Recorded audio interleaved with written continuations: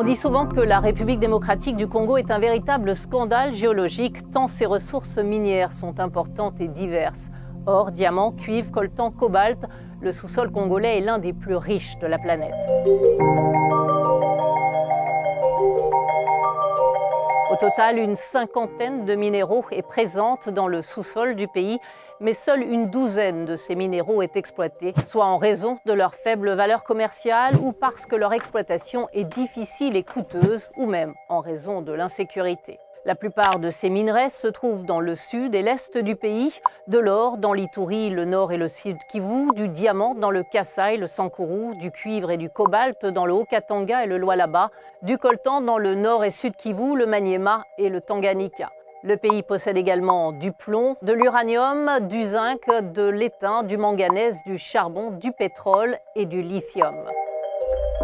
Parmi ces ressources les plus convoitées, les minéraux qu'on appelle numériques, c'est-à-dire utilisés dans l'électronique, avec en tête le cobalt, un minéral rare, stratégique pour la transition écologique, puisqu'il est utilisé dans la fabrication de batteries pour véhicules électriques.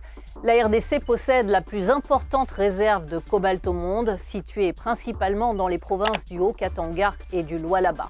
Autre minerai stratégique pour la RDC, le coltan, également utilisé dans l'électronique. Le pays détiendrait plus de 50% des réserves mondiales. La quantité exacte n'est pas connue en raison du manque de données géologiques. On le trouve dans les provinces du Sud Kivu, du Nord Kivu, de l'Ituri et du Maniema. Quand on parle de coltan, on parle également de cassitérite, également utilisé dans l'électronique. Mais la principale ressource minière de la RDC, c'est le cuivre, utilisé dans la fabrication de câbles et fils électriques. Le pays est le deuxième producteur mondial de cuivre derrière le Chili, avec près de 2,4 millions de tonnes de cuivre produits l'année dernière, un record. Avec la transition vers l'énergie verte, la demande pour certains minerais devrait continuer à croître ces prochaines années, comme par exemple le cobalt. Aujourd'hui, 80% du cobalt est utilisé pour fabriquer des batteries de téléphone, d'ordinateurs, mais de plus en plus des batteries de véhicules électriques, vélos ou voitures. Une batterie de téléphone portable contient entre 5 et 10 grammes de cobalt, celle d'une voiture entre 5 et 10 kilos.